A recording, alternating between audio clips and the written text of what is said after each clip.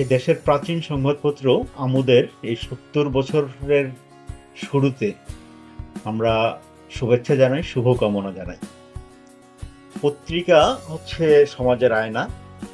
দেশের ইতিহাস, শিক্ষা, সংস্কৃতি, কৃষ্টি, কালচার সবটাই একটা পত্রিকার মাধ্যমে ফুটে ওঠে। এখানে যারা কাজ করে তারা যদি তাদের সততা এবং নিষ্ঠা দিয়ে সেভাবে কাজ করতে পারে, তাইলেই কিন্তু একটা পত্রিকার ভবিষ্যৎ অনেক শুভ শুভ হয়।